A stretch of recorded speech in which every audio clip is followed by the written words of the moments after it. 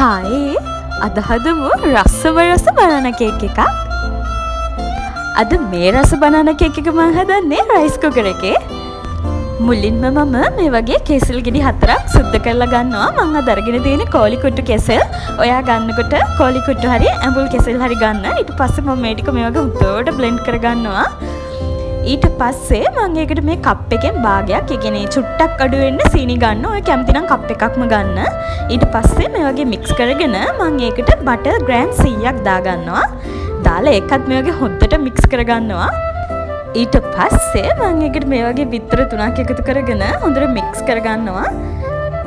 ඊට පස්සේ මම මේකට පාන් පිටි බේකින් පවුඩරයි එකතු කරගන්නවා. බේකින් පවුඩර් මම තේ හැඳි දෙකක් තමයි අරන් තියෙන්නේ. පාන් පිටි කප් එකයි. ඊට පස්සේ මම ඒකට එකතු කරගන්නවා වැනිලා එසන්ස්. මම වැනිලා එසන්ස් මූඩියෙන් 3ක් අරගෙන තමයි මේකට දැම්මේ. ඊට පස්සේ මම මේ වගේ ඩාර්ක් චොක්ලට් ටිකක් අරගෙන ඒකත් කපලා එකතු කරගන්නවා.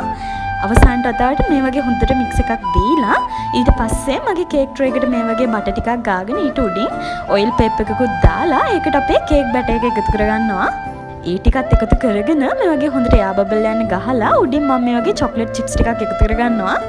අද මම මේක හදන්නේ රයිස් කුකර් එකේනේ. ඉතින් මේ වගේ ප්‍රී හීට් වෙන්න ඇතුළට කූලින් රැක් එකක් දාලා ටිකක් වෙලා තියලා තමයි මගේ කේක් එක ඇතුලෙන් තියලා මේ වගේ බේක් කරගන්නේ. ඉතින් මේ තියෙන්නේ අද මම හදාගත්ත රසම රස බනානා කේක් එක.